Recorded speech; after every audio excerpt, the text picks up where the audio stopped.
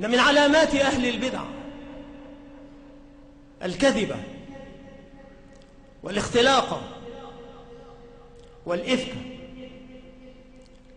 الكذب من علامات أهل البدع، يتقربون به إلى الله. لن أقول كما يقول كثير من الناس حدثني الثقة، ولكن بلغني يقينا أن واحدا من هؤلاء أقسم يمينا غموسا وفيها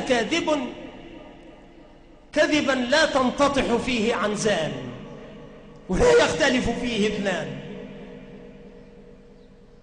كذب على رجل من أهل السنة مقسما على كذبه في محفل يلقي فيه درسا، فلما انصرف رجع فقيل له يا فلان ولكن فلانا الذي أقسمت على أنه يفعل كذا أو يقول كذا لا يفعل ولا يقول يقينا،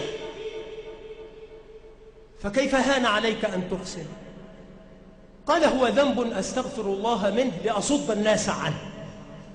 يا كذبة اتقوا الله في المسلمين، دمرتم الأمة وخالفتم بين قلوب أبنائها وصيرتموها إلى الحزبية البغيضة سياسية ودينية، وصارت على شفا التقسيم. ولا يغرنك ما تراه من ظاهر قد يسر، لأنك تعمى فلا تنفذ عين بصيرتك إلى ما وراءه مما يضر. كالقبر له ظاهر من دونه يسر، وراءه من ورائه من الجيف والنتن ما يضر. وأبشروا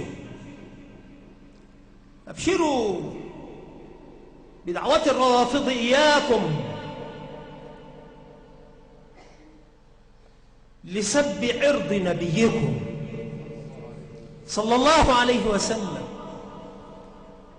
وتكفير زوجاته ورميهن بكل قبيحة وتكفير أصحابه والتبرؤ منهم وعبادة المقبورين من دون رب العالمين. أبشروا بالتقية الدينية والتقية السياسية، بالكذب الأصلع الأبلق، ولكنه يتجمل